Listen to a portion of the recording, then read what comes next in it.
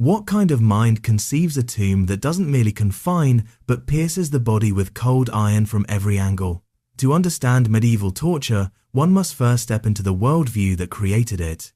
Justice in late medieval and early modern Europe was not about quiet punishment behind stone walls, it was theatre, ritual, and fear, designed to display authority in the most visceral way possible. Punishment was spectacle, confession was power, and silence was often worth more to rulers and inquisitors than truth itself. The instruments of pain were never just tools, they were symbols. Each device reflected the logic of its age, that obedience could be carved into flesh, that dissent could be silenced through terror, and that the body itself was the stage upon which power was written. Among these instruments, none became more infamous than the Iron Maiden, though its origins are as tangled in myth as they are in iron. Shaped like a sarcophagus, tall, narrow, and vaguely human, it was lined with spikes on its interior, deliberately placed not to kill instantly, but to pierce critical yet non-lethal parts of the body. The eyes, arms, thighs, and abdomen. Victims enclosed within were not simply executed, they were made to live in agony, bleeding slowly, immobilized in darkness, every breath a fresh wound. To modern ears, it sounds like the very essence of medieval cruelty, but history complicates this picture. The Iron Maiden, often linked to the city of Nuremberg, does not actually appear in surviving records of the High Middle Ages. Instead, its most famous descriptions come from the late 18th century, when a German scholar, Johann Philipp Siebenkees, wrote of such a device in 1793. Many historians today believe that accounts of the Iron Maiden were exaggerated, even apocryphal, inspired not by a real medieval tool, but by earlier torture methods like spiked coffins or execution rituals, and later sensationalized to paint the Middle Ages as a time of unparalleled brutality. Yet myth has power. By the 19th century, the Iron Maiden had become an icon, displayed in museums and whispered about in popular imagination. Even if it was rarely, if ever, used in practice, its chilling design captured the same philosophy that did exist: pain not only as punishment, but as deterrent. Its legend reveals a society haunted by the idea that silence could be engineered, that terror itself could be institutionalized. If the Iron Maiden embodied slow suffocation in iron, the rack was its opposite, a brutal demonstration of the body's breaking point. Simple in design, yet devastating in function, it consisted of a rectangular wooden frame fitted with rollers at each end. The prisoner's wrists and ankles were tied, and with each turn of the rollers, their body was stretched further. Muscles tore, ligaments snapped, and joints dislocated under unbearable strain. It was not intended to kill swiftly, rather, it unraveled the human form piece by piece, leaving the victim shattered yet conscious, alive enough to scream, alive enough to confess. The rack was particularly notorious in England. During the reign of Edward I and later under the Tudors, it found a permanent home in the Tower of London's Lower Wakefield Tower. So infamous was it that it earned a grim nickname, the Duke of Exeter's daughter, after Thomas de Exeter, who allegedly introduced it to England. The rack was not reserved for common criminals.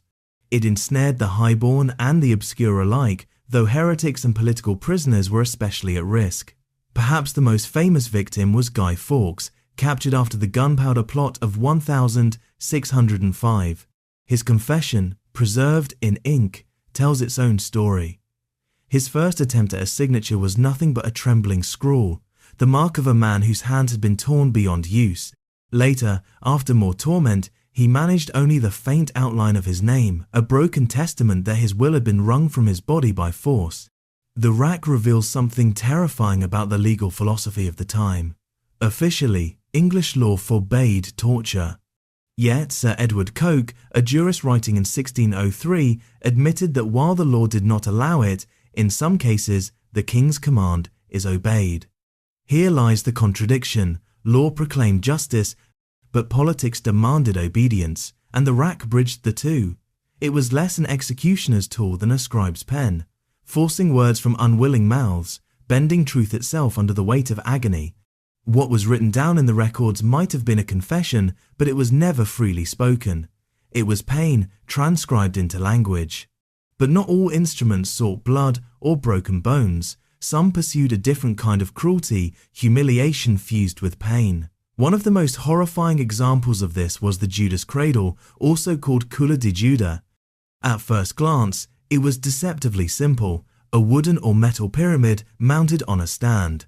Victims, often stripped naked, were suspended by ropes above it and slowly lowered until their most vulnerable regions rested on the dull point of the pyramid. It was not designed to impale, but to torment. The pressure, sustained over hours or even days, caused excruciating pain, tearing flesh without killing immediately. Any movement, any attempt to shift or scream, worsened the agony. The body became its own executioner, pressing down harder with every breath. What made the Judas Cradle particularly horrific was not just the physical torment, but the deliberate humiliation it imposed. Nudity stripped away dignity, exposure robbed the victim of privacy, pain was inseparable from shame. This device was often associated with the inquisitorial courts of 15th and 16th century, Spain and Italy, where confession was seen not merely as a legal requirement, but as a purification of the soul. Manuals like the Malleus Maleficarum openly justified torture if the accused resisted, declaring that suffering the flesh could save the spirit. In that sense, the Judas Cradle was more than punishment, it was ritual degradation, meant to break not only the body, but the very identity of the accused. The Judas Cradle forces us to confront an uncomfortable truth. In these societies, torture was not just about extracting information. It was about stripping away humanity, piece by piece, until nothing remained but submission. Silence, shame, and agony became tools of governance, sanctioned by law and cloaked in the language of salvation. And for the onlookers, for the community that watched and whispered, the message was clear: deviance, whether of faith or loyalty, would be punished not just in death, but in the slow and public unmaking of the human spirit. What if the very act of speaking, of confessing, resisting, or even breathing brought a pain so invasive it could only be described as anatomical cruelty? Among the darkest inventions attributed to Europe's age of inquisitorial justice was the Pear of Anguish, sometimes called the choke pear. Unlike the grand spectacle of the rack or the public humiliation of the cradle, this device operated in secrecy, hidden within the mouth or body, designed to silence from the inside out. Forged from metal, the pear resembled the fruit after which it was named. Its outer shell was divided into several curved petals linked to a central screw. Once inserted into the mouth of a blasphemer, the rectum of a sodomite, or the censored anatomy of an accused adulteress or witch, the screw was turned. Slowly, inexorably, the petals expanded, stretching tender tissue beyond its natural limit. In the mouth, it could fracture jaws or shatter teeth. Elsewhere, it could tear muscle, rupture organs, and leave scars both internal and invisible. It was not always fatal, but it was always devastating. The Pear of Anguish embodies more than torture. It represents the obsession with control over voice and body.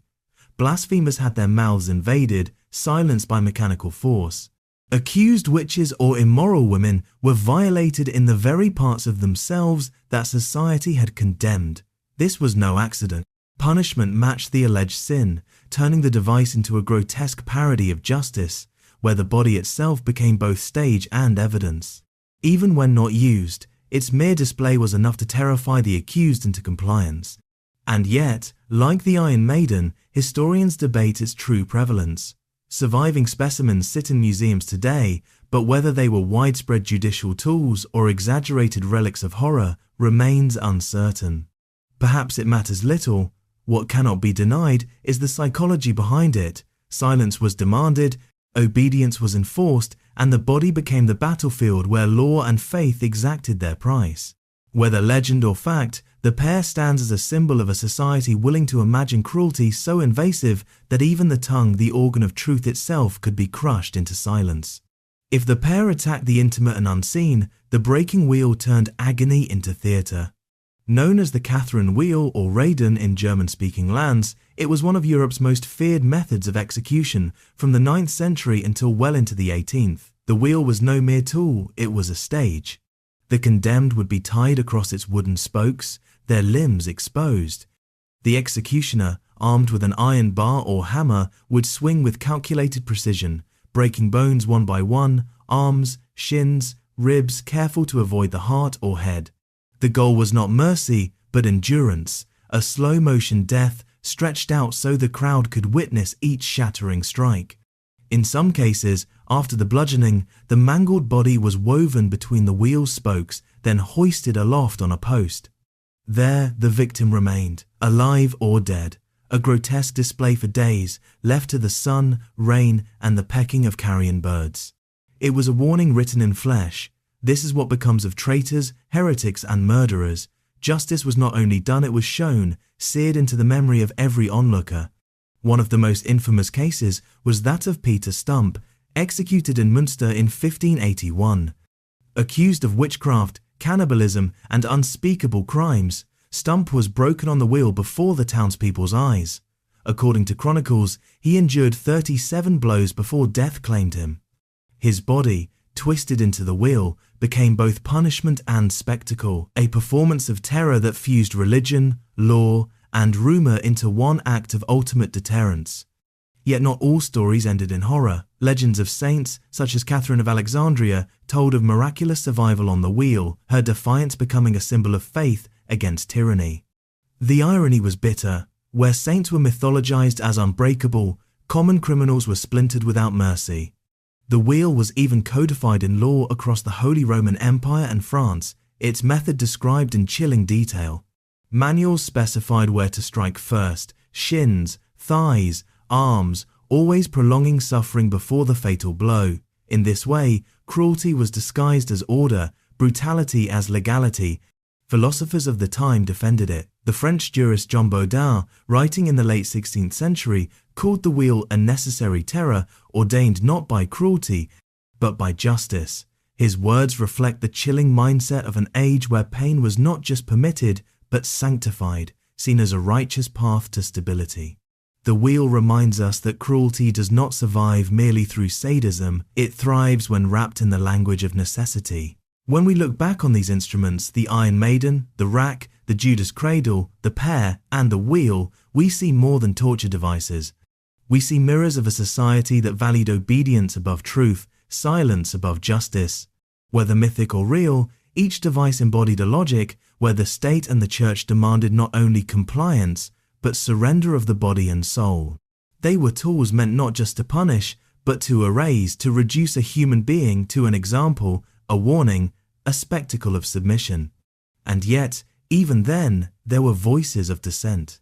The jurist Andrea Alciato, writing in the 16th century, condemned torture as a dangerous invention, wholly unreliable. It confounds the innocent, it does not convict the guilty. His words, fragile against the tide of cruelty, echo across centuries as a reminder: pain cannot reveal truth, it can only bend it, distort it, bury it beneath screams. History does not bury these instruments quietly. They still sit behind glass in museums or appear in drawings, whispered about in classrooms and stories.